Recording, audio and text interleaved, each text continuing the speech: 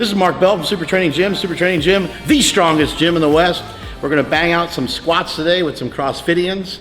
We're gonna have them do their first couple sets with the hip circle on.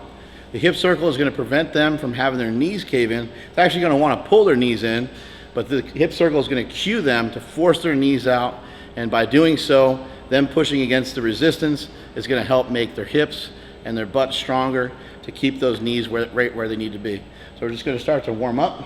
The main thing that we're trying to do, the main thing that I'm always trying to do when I'm squatting, is I'm really trying to get my knees warm, and I'm trying to feel where my hips are. I never concern myself with how low I'm going until I get into like my working sets. I'm really just trying to move and trying to move efficiently.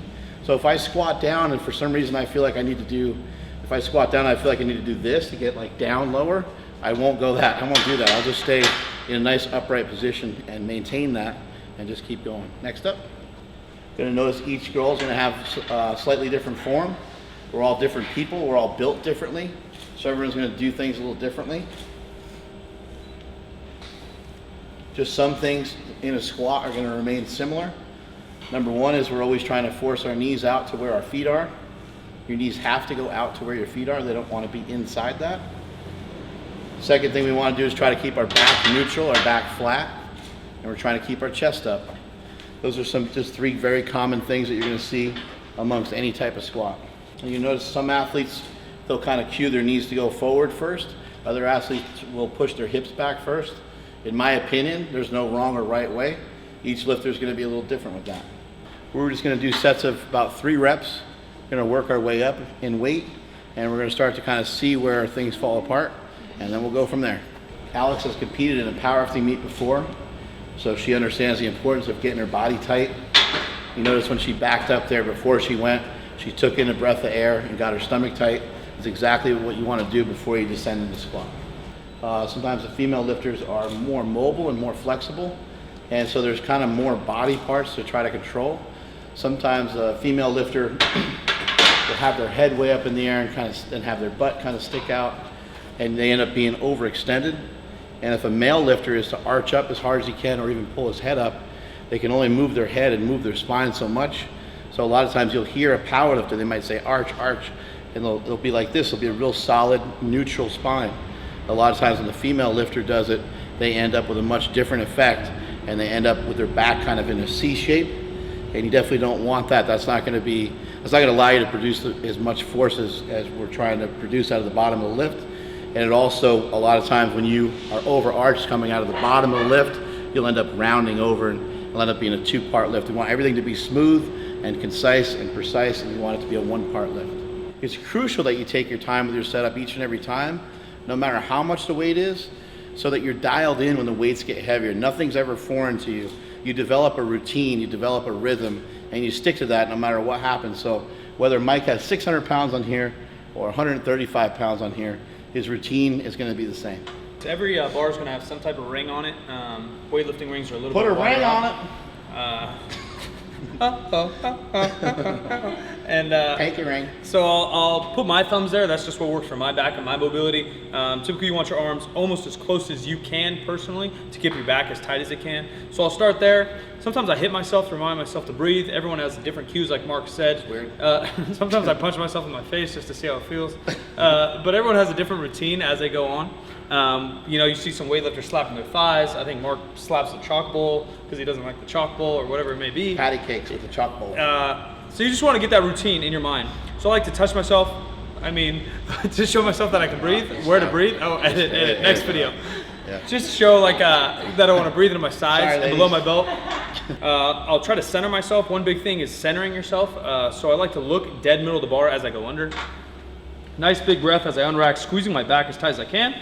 Feet under, I like to unrack with my hips, not my knees. So I'm not trying to squat the weight out. I'm going to unrack with my hips. Also going to notice how close the stance is for the unrack. It's going to be a little different than his actual squatting stance. Take my time, as few steps, most efficient way I can to get back. My God, where do you get those shoes? Oh, JJ, what? The JJ what? Nice big breath. I'm just gonna leave my knees out, hips down.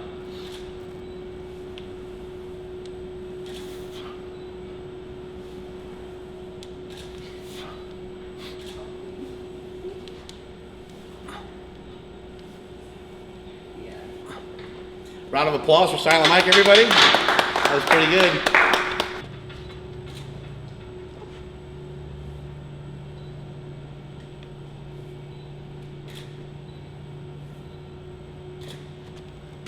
So again, each person's going to move differently. As I was talking earlier about like overextension. Somebody like Brooke who's got a track, you can stand over here for a second. Somebody like Brooke who's got a track background. The second that she goes to do a squat, and the second that she goes to brace herself, and the second she goes to sit into the squat, you kind of automatically be in like a slightly overextended position. There's really not a good way to like shut that off, especially considering that her head, her eyes are already kind of down towards the ground. That's usually a solution I have to help people to try to neutralize that. But since she's already moving efficiently, her knees aren't caving in, and she's already super strong, there's really no reason to make any real changes. So sometimes you have to realize as a coach that each athlete is going to move a lot differently. Stan Efferding, who's the big monster on the wall there, is going to move a lot differently than her, a lot differently than Silent Mike, and so on.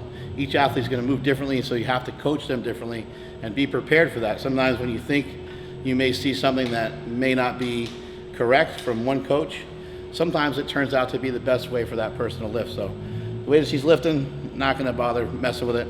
She already squats 345 for a double, I think she said, right? Yeah. Something like that. So that's pretty damn good. We could be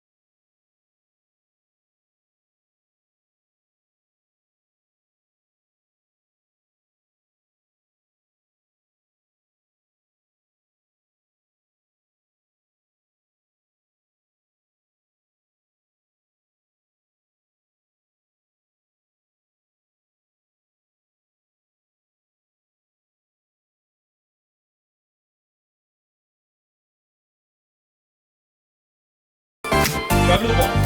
Easy. Two more. Drive into it. Last one. Big breath in the belt. Big breath into the belt. Good. Push into the bar. There you go. You got it. Easy. Drive into it. Nice. Two more. You got one more. Big breath. Let's go. Drive hard.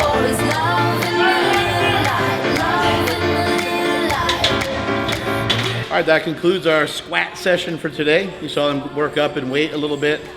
We had a few of them not go up too heavy because some of them just are still trying to recover from the CrossFit Games, which was absolutely brutal. Some of the key components to a squat, you saw a few athletes kind of point their toes out a little too much, so we had to have them have their toes a little straighter ahead. You always want to try to force your knees out, try to keep your stomach tight, trying to keep your back flat, and try not to cave in at the chest. Try to keep your chest upright. Whenever we're talking about a squat, a bench, or deadlift, we always utilize the bar to get ourselves tight, and we always try to pull our elbows in close to our body on all three lifts, including the squat. The more that you can kind of pull your elbows down and in, the more you'll be able to keep your torso upright, and the more weight you're going to be able to squat. Any further comments on those squats, Mike? That's it and that's all, folks. That's it and that's all. Strength is never weakness, and that is it from Super Training Gym. Later.